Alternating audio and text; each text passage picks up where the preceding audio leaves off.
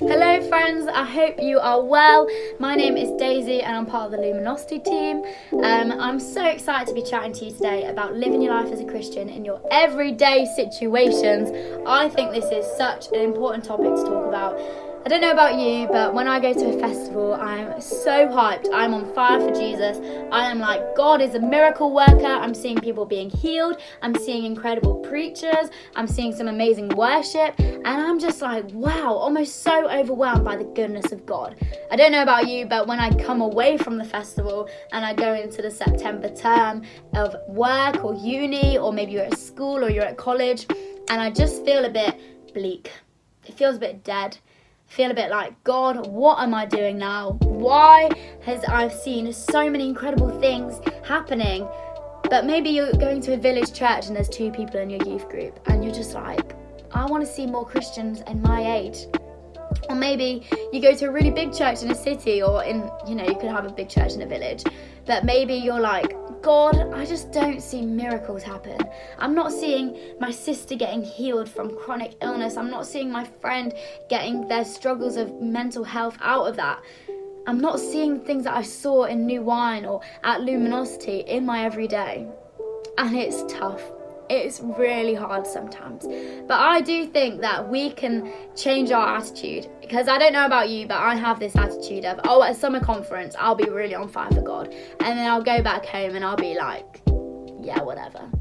But actually, God calls us into a life of our everyday where we are on fire for Jesus. And the Bible tells us different ways we can do this. So we're going to go through some Bible verses and chat about how we can use that as an example for us to live life as a Christian in our everyday situations. So let's get into it. The first thing we're going to be chatting about is Galatians 5 verse 13 to 26. That's right. And it's where Paul's chatting to Galatians and he's saying we have 2 choices. We can live by the Spirit or we can live by the flesh. And the flesh, he gives a list of things that are living by the flesh. He gives the ideas of drunkenness, idolatry, envy, hatred. He says jealousy is one of them. I don't know about you, but I can get quite jealous. I like to run and my brother is an incredible runner. And sometimes I get quite jealous because I'm like, how does he go so fast? His park run time is like under 19 minutes or maybe just over. He might correct me on this, but just over 19 minutes. And mine's a lot longer than that. And I'm like, God, why can't I be gifted at running? Or my sister's really good at art. And I'm like, why am I awful? I actually found a notebook today that had a drawing that I drew. And I was like, maybe one day I'll be an artist and sell my paintings. And it was just loads of stick figures. And I was like, oh, darling, if only you knew. Definitely not going to be you. We compare ourselves to each other. We have idols. I don't know about you, but sometimes I scroll Instagram more than I read my Bible. I think most of us probably do. We watch TV or YouTube or scroll through TikTok for hours on end, but actually we spend about 5 minutes, even that, reading our Bible and spending time with God. And then Paul says that there are fruits of the Spirit, different things and characteristics or qualities that we can be drawn into that are what Jesus calls us into.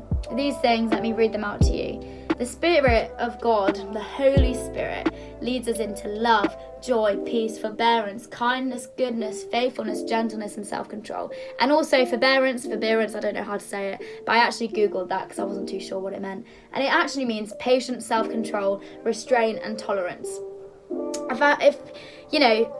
With me, I'll tell you an example. I have one friend that sometimes I can get quite annoyed at and quite, gets on my nerves a bit, and I try to love them as much as I can, but it can be a struggle. I think most of us probably have a friend like that, or maybe you wouldn't even call them your friend. And sometimes you just have to say, Spirit of God, give me tolerance, or Spirit of God, give me peace or patience or kindness. Being kind is part of what the Holy Spirit gives us. The Holy Spirit lives inside of us. We are temples of the Holy Spirit. We need to remember that in our everyday lives, and we need to draw into those characteristics, say no to the desires of the flesh and say yes to the desires of the Holy Spirit. And as soon as we start doing that, we see miracles happen in our everyday lives. We see friends asking questions about why we're so kind. I get that a lot. I'm not tooting my own hoot. Toot my own horn, being like, oh, I'm a really kind person. But a lot of the time, some of my friends are like, Daisy, I just don't understand why you're so kind.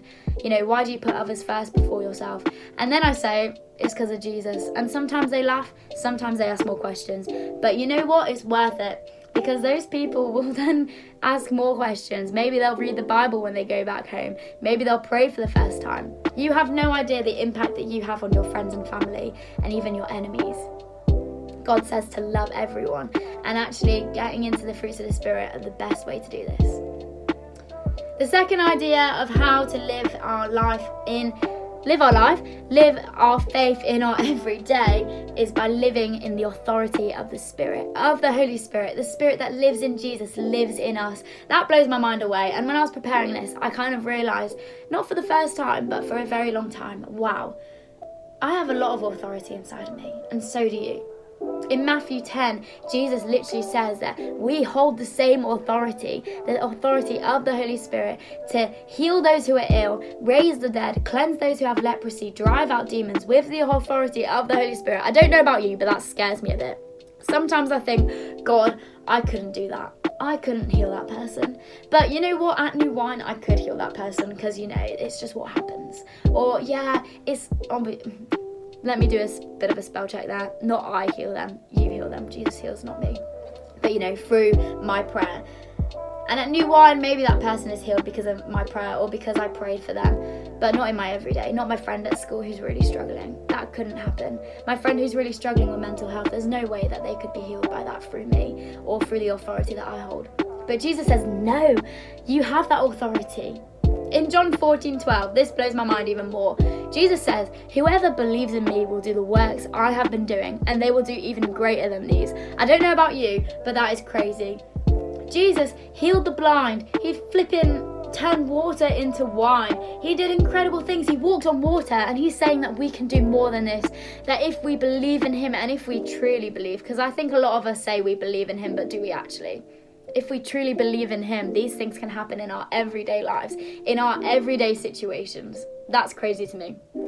The last thing is loving God and loving other people. That is how we truly and most simply live out Christianity in our everyday. In Mark 12:30 to 31, Jesus says, the greatest commandment of all is love the Lord your God with all your mind, heart, soul and strength.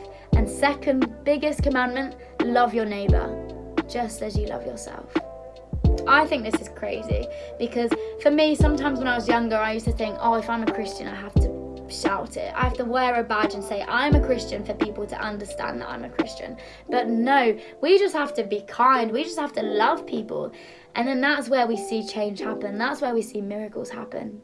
That's where we see our faith being put in our everyday life.